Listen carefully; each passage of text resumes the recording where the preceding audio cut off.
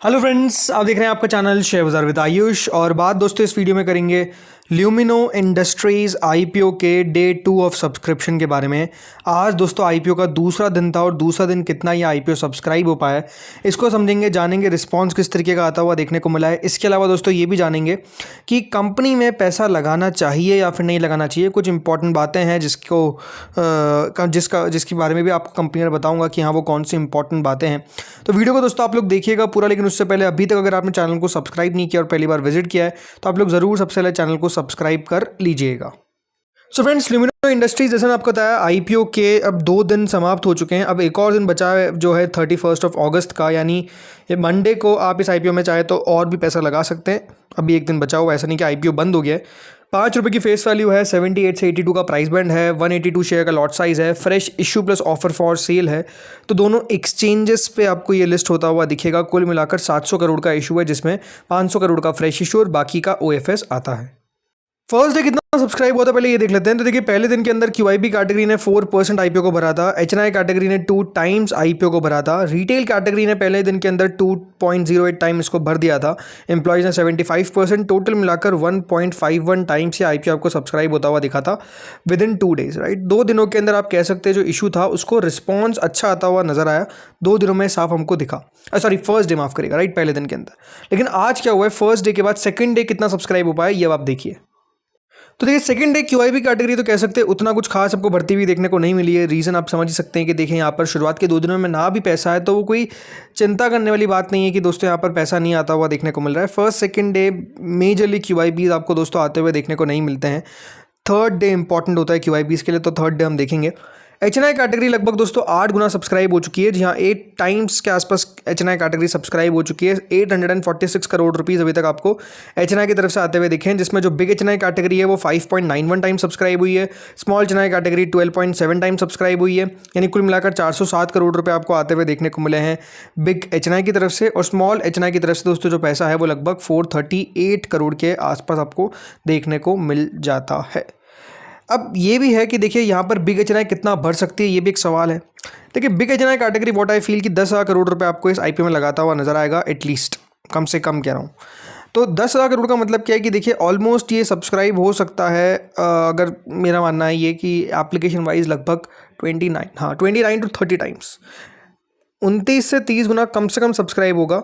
और ये जा सकता है अपवर्ड्स ऑफ अराउंड 40 टाइम्स, ये एक्सपेक्ट करके चलिए कि इतना भी आपको जाता हुआ देखने को मिल सकता है। इतना तो आएगा ही, अब इससे बढ़कर इतना भी आपको जाता हुआ दिख सकता है, ये हमारी एक्सपेक्टेशन है फॉर, अगर मैं बात करता हूँ सिर्फ big HNI. Small HNI category में दोस्तों देखिए 438 करोड़ रुपये आए पहले 2 दिनों के अंदर और लगभग 12.7 टाइम सब्सक्राइब हो चुकी है। स्मॉल एचएनआई कैटेगरी में 5,000 करोड़ मान के चलते कि 5,000 करोड़ रुपए तो कम से कम आ ही जाएंगे। तो 5,000 करोड़ का मतलब दोस्तों क्या है कि ये कैटेगरी लगभग आपको सब्सक्राइब होती हुई दिखेगी अराउंड 145 टू 150 के बीच। ये सब्सक्रिप्शन जो है वो आपको आता हुआ दिख सकता है for small HNI category. Retail की अगर मैं बात करता हूँ तो retail portion 6.87 times already subscribe हो चुका है। रिटेल ने इस आईपीओ में दोस्तों अभी तक लगा दिए हैं 1,660 करोड़ के आसपास, ठीक है। रिटेल कितना लगा सकता है, देखिए रिटेल कम से कम इस आईपीओ में 7,000 करोड़ के आसपास लगाएगा, 7,000 करोड़ कह रहा हूँ।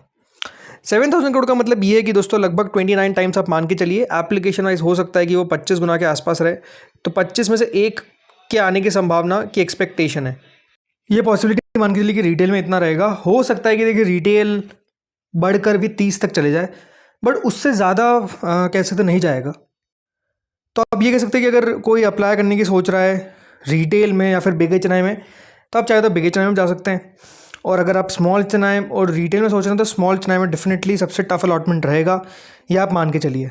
एम्प्लॉय कैटेगरी देखिए लगभग सब्सक्राइब हो चुके हैं 1.84 टाइम्स, यानी एम्प्लॉय कैटेगरी 18 करोड़ रुपए अभी तक दोस्तों लगा चुकी है इस आईपीओ के अंदर। इसके अलावा टोटल ये आईपीओ 5.14 टाइम्स, यानी कंपनी को 2,500 करोड़ के आसपास अभी तक दोस्तों मिलते हुए दिख गए हैं। तो इशू को सब्सक्रिप्शन 2 दिनों के अंदर अब कह सकते हैं कि देखिए अच्छा मिलता हुआ दिख रहा है। लेकिन सवाल यही आता है कि सबसे बड़ा क्वेश्चन कि क्या कंपनी पैसा लगाना चाहिए या फिर नहीं लगाना चाहिए। तो ल्यूमिनो इंडस्ट्रीज़ के बारे में थोड़ी बात करते हैं।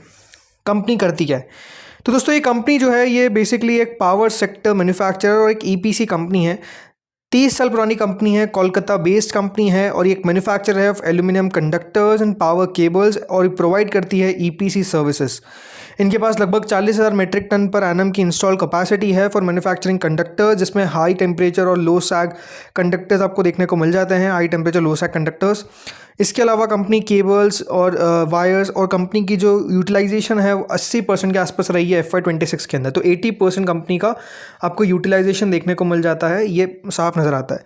कंपनी दोस्तों लगभग 15 करोड़ के आसपास का कैपेक्स प्लान कर रही है फ्रेश इशू में से, जिससे होगा क्या कि जो कंपनी का कैपेसिटी है ये लगभग आपको बढ़ती हुई देखने को मिलेगी by 10,900 metric tonne per annum, या फिर आप कह सकते हैं 27%, और ये हो जाएगी 50,980 metric tonne per annum by FY28, ये एस्टिमेट है। इसके अलावा दोस्तों कंपनी का जो रेवेन्यू स्प्लिट है वो आपको देखने को मिलता है 70:30 का, कि मैन्युफैक्चरिंग अगर हम बात करते हैं ईपीसी का, तो मैन्युफैक्चरिंग से कंपनी का लगभग 70% ऑफ द रेवेन्यू आता है और 30% कंपनी का ईपीसी से आपको आता हुआ देखने को मिलता है। इस प्रकार का मिक्स है। पहले दोस्तों मैन्युफैक्चरिंग मिक्स जो था वो करीबन आपको 54:46 के आसपास देखने को मिलता था, बट यही है। अब थोड़ा सा दोस्तों कंपनी की डीआरएचपी को लेकर सवाल उठ रही है, जैसे कि FY24 में जो कंपनी का मैन्युफैक्चरिंग रेवेन्यू है फ्रॉम एक्सटर्नल कस्टमर्स, ये मेंशन किया गया था 319 का इन डीआरएचपी। ये पेज 236 की बात है। लेकिन इसके बाद हुआ क्या है कि जब कंपनी ने अपनी यहाँ पर जो आरएचपी फाइल करी है उसमें वो बढ़कर 923 करोड़ हो गया। तो ये कह सकते हैं कि जो आरएचपी और डीआरएचपी में थोड़ा डिफरेंस हमको आता हुआ दिख रहा है, ये थोड़ा सा आईब्रोज रेज ज़रूर करता हुआ देखने को मिल रहा है। बट और जो कंपनी के अंदर मेजर आपको दिक्कत दिखती है वो थोड़ी सी डेट को लेकर है। कंपनी का जो कर्जा है, कंपनी का जो डेट है, ये लगातार दोस्तों हमको बढ़ता हुआ दिख रहा है। डेट एक कंपनी के लिए आप कह सकते हैं इशू रहेगा, क्योंकि इससे हो क्या रहा है, जो इंटरेस्ट बर्डन है वो कंपनी पे लगातार बढ़ रहा है। कंपनी का ग्रॉस डेट डबल हो चुका है टू 384 करोड़, जो 31/3/26 में था, फ्रॉम टू ₹756 करोड़ इन करीबन 31/7/2026 तक। मतलब सोचिए कि कंपनी ने अपना डेट को इतना तेज़ी से बढ़ा दिया, जो अच्छी बात नहीं है। अब ये हो क्यों सकता है, बिकॉज कंपनी यहाँ पर अपने आप को लिंक करती है टू ईपीसी बिजनेस, जहाँ पर रिसीवेबल साइकिल थोड़ी सी लॉन्ग रहती है, क्योंकि गवर्नमेंट एंटिटीज़ भी कह सकते हैं कस्टमर्स रहते हैं, तो गवर्नमेंट का पैसा ऐसा नहीं होता कि देखिए हाथों हाथ आ जाता है, समय लगता है उसको आने में। लेकिन जो इस पर इंटरेस्ट एक्सपेंस है, जो कंपनी, या फिर आप कह सकते हैं जो बैंक बोरोइंग्स के ऊपर कंपनी को इंटरेस्ट चार्ज करेगा, वो लगभग दोस्तों 64 करोड़ हो जाएगा इन FY26, और ये कह सकते हैं बहुत ज़्यादा ऊपर है, क्योंकि आप समझ सकते हैं डेट कितनी ज़्यादा कंपनी की बढ़ती हुई देखने को मिल गई है। फाइनेंशियल्स भी कंपनी के थोड़े से मिक्स ही आपको देखने को मिलते हैं, बट यही है कि थोड़ा सा कंपनी के जो डीआरएचपी और आरएचपी में डिफरेंस है वो अपने आप में एक सवाल उठता है। अब ये है कि देखिए इशू को रिस्पॉन्स एक्सपेक्टेशन तो यही लग रही है कि देखिए अच्छा मिलता हुआ देखने को मिलेगा और ये बढ़िया भी कट जाएगा, उसमें कोई बहुत बड़ा इशू नहीं दिखता है। बट ये कि हाँ, कंपनी को इस प्रकार के जो डाउट्स हैं उसको क्लियर करना आना चाहिए। बाकी अब देखते हैं यहाँ पर QIB मंडे को क्या करते हैं। बहुत इंपॉर्टेंट होगा QIB का सब्सक्रिप्शन देखना। जो करंट GMP दोस्तों वो तो आपको लगातार बढ़ती हुई देखने को मिल रही है, नाउ एट 59 रुपीज़, जो लगभग दोस्तों यहाँ पर आपको 72% के आसपास देखने को मिलता है। तो प्रीमियम तो कह सकते हैं काफ़ी ऊपर है। अब देखते हैं कितना बढ़िया लिस्ट हमको होता हुआ नजर आ सकता है। लेट्स सी होगा क्या। बाकी अगर आपने दोस्तों अप्लाई कर दिया तो बताइए कमेंट सेक्शन में, या फिर आप अभी कर रहे हैं वेट, जो भी कर रहे हैं बताइए कमेंट सेक्शन में। इस वीडियो में इतना ही था। Thank you friends for watching this video.